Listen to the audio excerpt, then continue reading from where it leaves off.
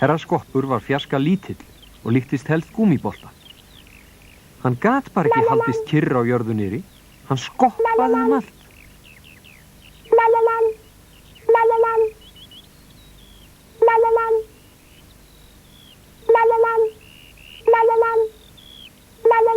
Þið getið rétt ímyndað ykkur að það leiddi til vandræða.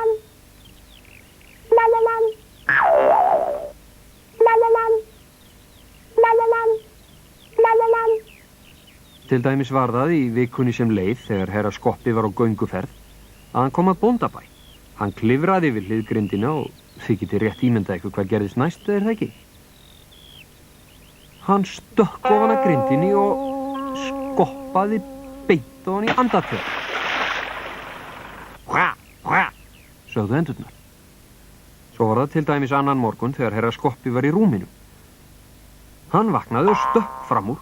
Þið getið nú giskað á hvað gerðist næst, er það ekki? Hann skoppaði beint í gegnum Sörnabergistirnar og niður allan stigann. Hoppandi, skoppandi, skoppandi, hoppandi, hopp.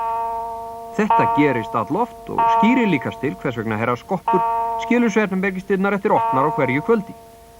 Þegar herra Skoppur var komin í samt lag settist hann niður til að hugsa og herra Skoppur skoppaði á stólnum svo hausinn skall við loftið. Æ, sagði herra Skoppur. Ó, þetta er fáránlegt, hugsaði herra Skoppur með sjálfum sér og nuddaði á sér hausinn. Ég verði að gera eitthvað við öllu þessu skoppi. Hann hugsaði og hugsaði. Nú veit ég. Ég leita til læknis. Eftir morgunmat hélt því herra Skoppur til næsta bæjar til að finna lækni. Hann var á leið frá hjá tennisvelli þegar hann hnaut steinvölu.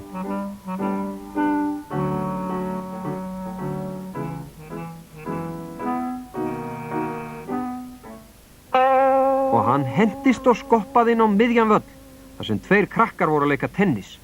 Þið getið rétt getið ykkur til hvað gerðist næst, er það ekki?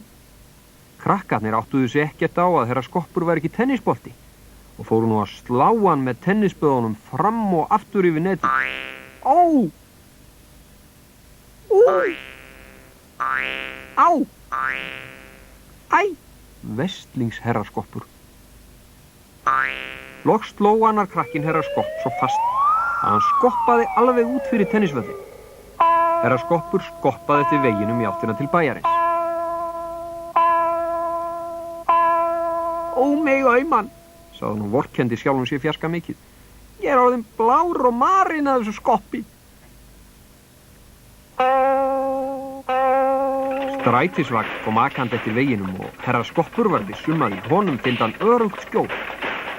Hann fór upp í hann og settist. Hann kenndi meira en lítið í brjóstum sjálfan sig.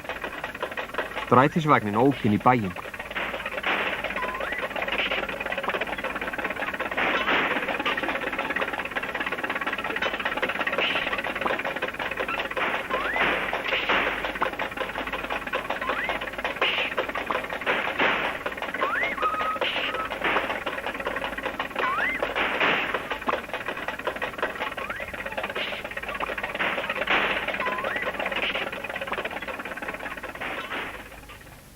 Strætisvagnin nam staðar beint fyrir utan hjá lækninum.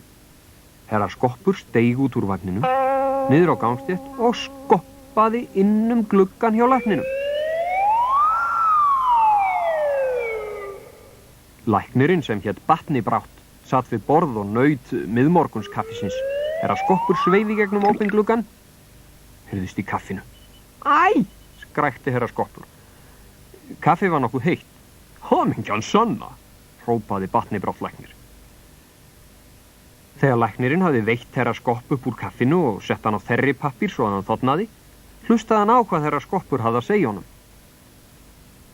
Þarna sérðu, sagði herra Skoppur á lokum. Þú eru að láta mig hafa eitthvað við þessu skoppi allar jarðir. Sagði læknirinn þungt hugsi. Að íhuguðu máli fór Batni Brátt læknir í lyfjaskápinn og tók þaðan pínulítið rauð stígvél.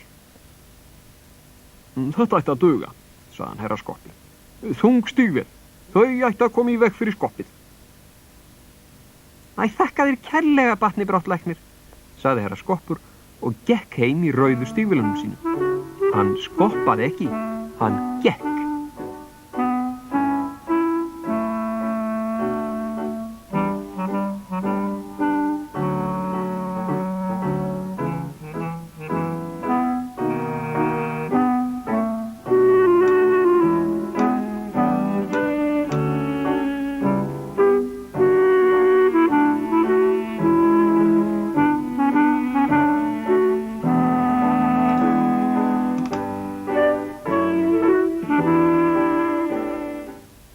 Kvöldið fór herra Skoppur í rúmið með þungu stígvélin sín á fótunum og sofnaði. Næsta morgun vaknaði hann og geispaði og teygði úr sér og skoppaði frá rúminu. Hann fór beint niður svefnherbergisgólfið og hafnaði í eldhúsinu.